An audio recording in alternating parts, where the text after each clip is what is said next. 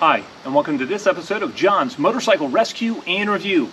Hey guys, fresh off the trailer, I have a new bike here in the stable, and it is a 2009 Honda Shadow Spirit 750.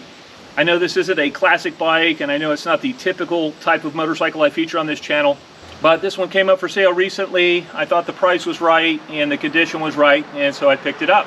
If you're like me and you like classic bikes from the 70s, 80s, and 90s, please feel free to like and subscribe. I feature lots of classic bike content on this channel. There are several models of the Spirit 750. I know they make a shaft drive and a chain drive 750 Shadow Spirit, but this is a shaft drive model. To me, that's a big plus. In this video, we're going to walk around the bike. We'll take a look at what I am starting with, and I'm going to give you guys kind of my process when I get a bike, what I go through to get that bike ready. So in a future video, what we're going to do is actually service this bike, and we'll go through it from front to back and make sure that all the fluids are serviced. We'll also make sure the controls are set where they should be. We'll look at the tires, the brakes, the electrical system. And anytime I get a used bike, regardless of age, it's the same process that I go through.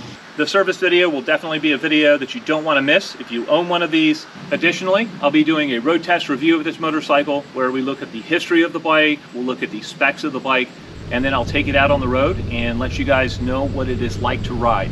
So you want to stay tuned for that. All right, enough talk. Let's take a look at this bike and we'll see where the starting place is before I get into servicing it. Looking at the front of the bike, the tires seem to be fairly new. There is no weepage on the fork seals, so those look to be good as well. Overall, the paint and chrome on this bike look very nice. This bike should clean up very, very nicely. Some of the modifications on this bike are the Cobra floorboards. It also has Cobra passenger pegs, which I need to mount, and it has the Cobra exhaust on it. It also seems to be jetted for that exhaust. I'll make sure as I run it to see that it doesn't need any further jetting or further refinement on the carburation. The former owner had personalized the bike with this name sticker. I'm actually going to take this off and remove that and put this more back to stock. Other custom bits on the bike include this smaller windshield. I'll probably remove that. I just don't like the looks of this, but I will keep it in case the future owner wants it. It also has the skeleton rear view mirrors. I'm not a huge fan, but I'll probably leave that unless somebody wants me to change that out. Another item is the custom hand grips here.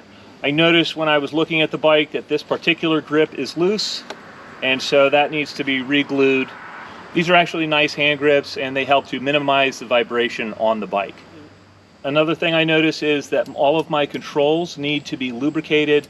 I have some interference here between the cables for the throttle and the brake lever, so I have to adjust this accordingly and set it back to stock. I'll do that when I service it.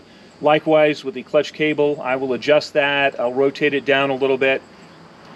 The pivot points for both the clutch and the brake need to be removed, and they need to be lubricated and cleaned, and that way both of those levers will function smoothly as they should.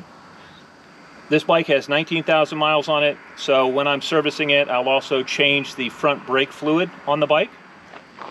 Out back, the rear tire has very good tread on it. There's no dry rot on that, so that looks good. The bike also has this custom sissy bar for the passenger, and it has a rear rack on it, which is nice.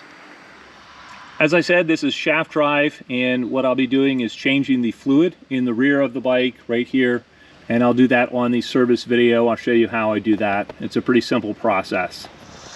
All right, I don't know if you can tell, but I'm very excited to get in and service this bike and make sure from front to back that this thing is running like it should, and really bring it back to life, service it, make everything as close to new as I can.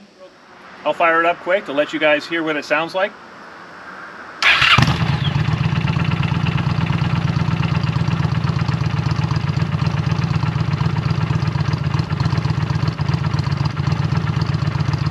Sounds a little bit throatier than stock with the Cobra exhaust on it.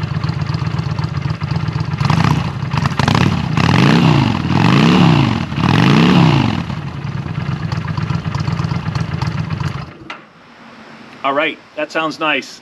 I'm really happy with the way this sounds. I like the way that a small V-twin sounds with the exhaust on it. I think this is just a cleanly styled bike. I've always liked the styling on the Shadow Spirit. and I'm really looking forward to featuring this bike in the review and service videos.